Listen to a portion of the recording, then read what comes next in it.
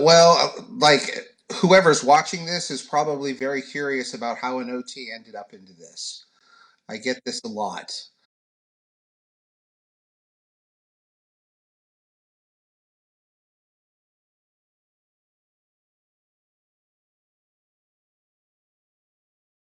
Welcome to the Vision Mechanic.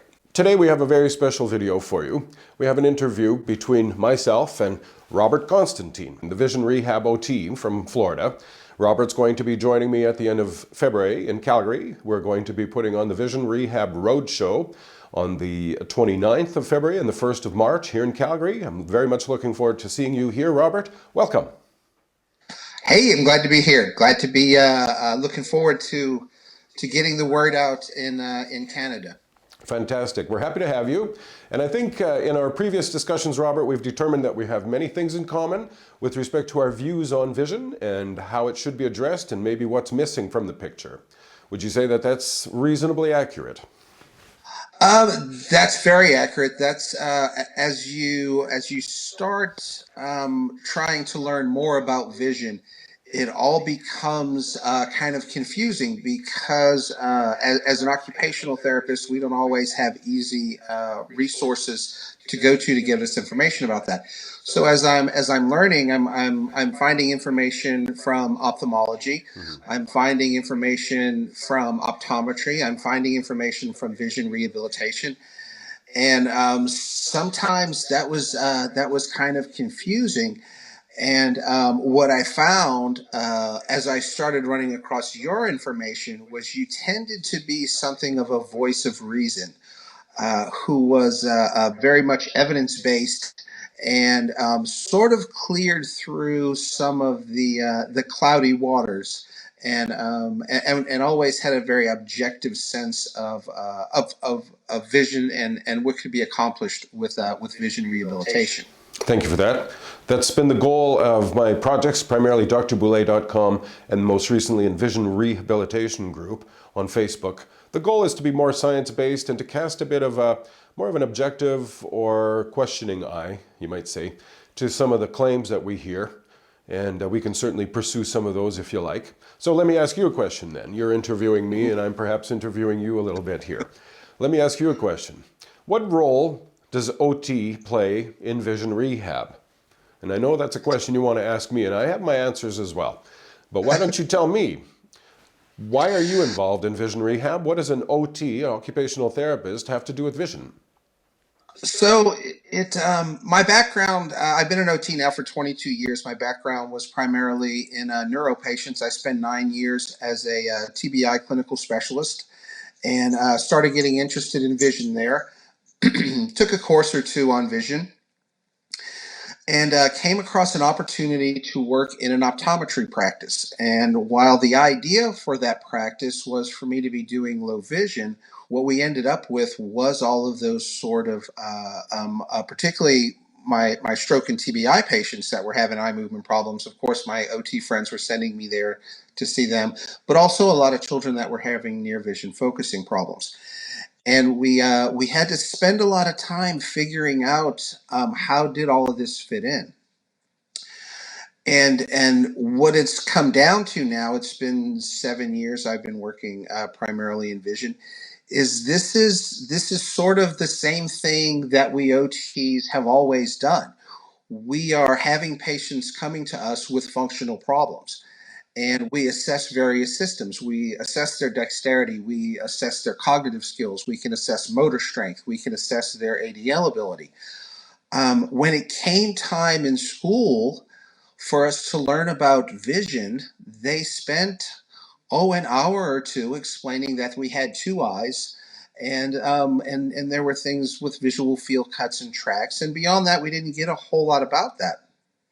So it became now as we start getting into that, the biggest problem with that role for us as therapists is getting that good information, learning the things we need to do, and then doing the thing that we've always done, being able to improve function, now not just improving dexterity, improving strength, but however we can improve or remediate visual skills as well to help our patients, because we already have the patients that are having functional problems related to vision. We just don't have the tools, the information, the background we need in order to treat and manage those. And that's where that's sort of been my goal, is vision should be just another performance component that we should be familiar with as therapists, because it's affecting function, just like strength would, just like dexterity would. I'm going to ask you a loaded question here. Mm-hmm. So, what does vision have to do with behavior? And that's Vision something you has could almost ask me later as well. behavior.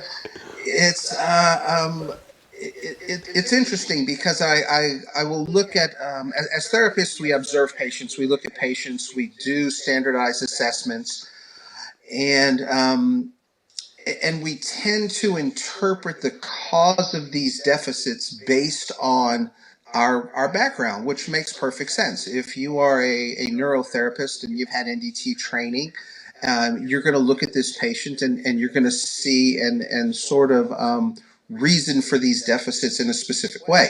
If you're a pediatric therapist and you're very sensory based, a lot of sensory integration background, as you look at the patient's behavior, you're going to have that fit into your sensory integration box.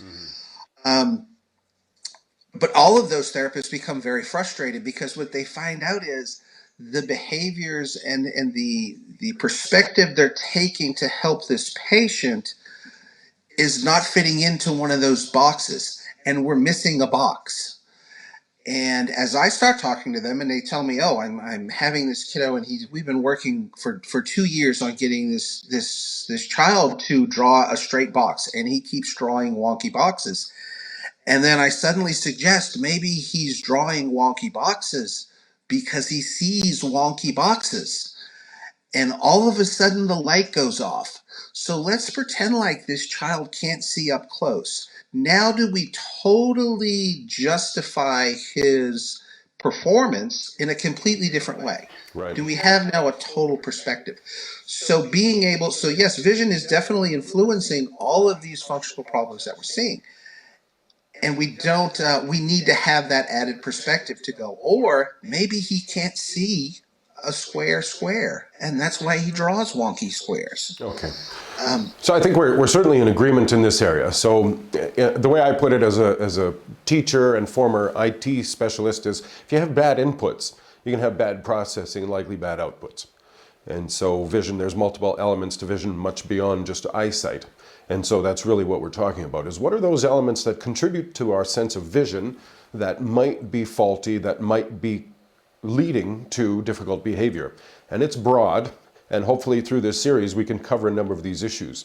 Now, you also had a question for me, and I think maybe it's roughly the same question. So the same question back to you, as a doc, as a VT doc.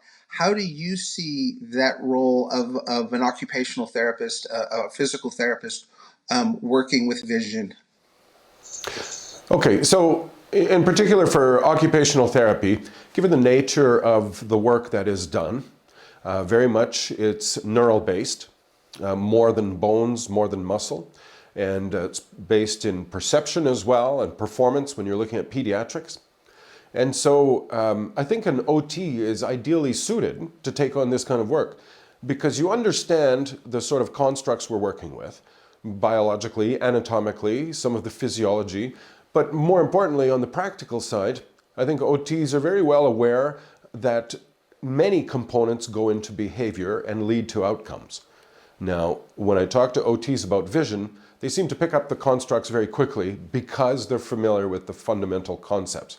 And so when we compare to other domains where, for example, somebody is trained specifically just to do VT, I would say they're more of a technician at that point.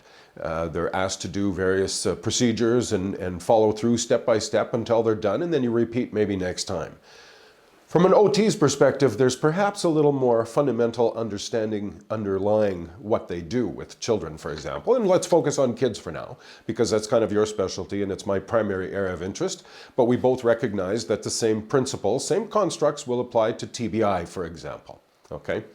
And likewise, just for somebody who doesn't seem to have any concerns, but they're struggling for some reason, somehow, and we can frequently boil this down to visual input difficulties. And so an OT, if made aware of the fundamental constructs around vision, and we can discuss those, I think an OT is ideally suited to take on this kind of work. And then there's another very practical element here as well, Robert, and that is the fact that VT therapists, or vision therapists, are very hard to come by. And you and I, we can discuss also some of our concerns and how the business is run in some cases, not in all cases.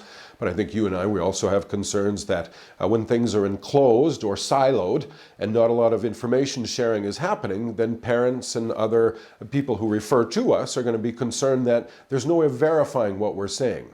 And so I think there's many advantages to using OTs. One is they're widely available. You have the fundamental knowledge base, I think, to easily adopt and adapt to vision constructs. And also, it helps in part to keep us in check. If I offer you a suggestion for an activity and you're going, well, why am I doing that? I should bloody well be able to explain it to you as a therapist. I don't mind if a teacher can't understand it, or a principal, or even in psychology or family medicine, because they don't get this kind of training.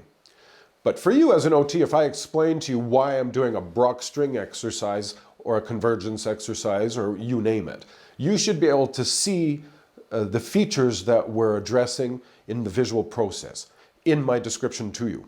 And so OTs, I think, are on the cusp of becoming very, very important in this world of vision rehab, especially as the world opens up to the full role that vision plays in our lives as visual human beings.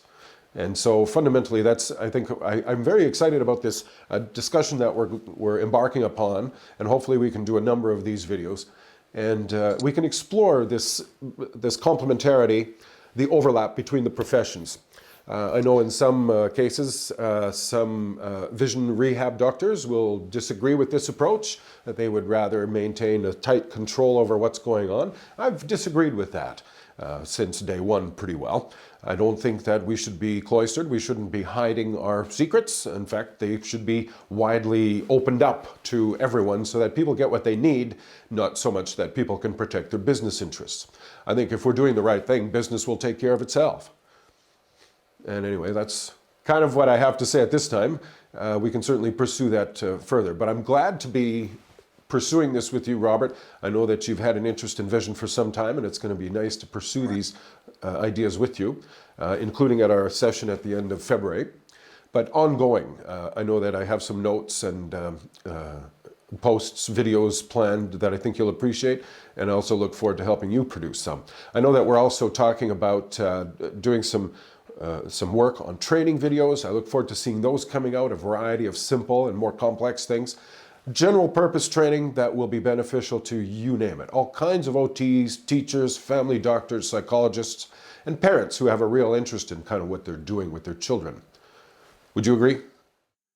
I do agree. I think we are sort of at a cusp of needing more people treating these, particularly as concussion comes to the forefront, the visual consequences comes to the forefront. Therapists, occupational therapists, being part of that interdisciplinary team managing concussion, us learning that background and getting that becomes a whole lot more important. The profession overall for vision therapy is being taken into a place where there's going to be more interaction with the mainstream medical establishment.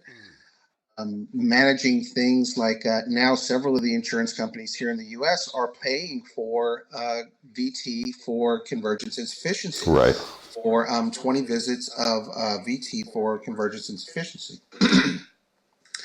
So we're at a place where there's going to be a lot more people that need to have these services. Sometimes the VT docs are concerned with first.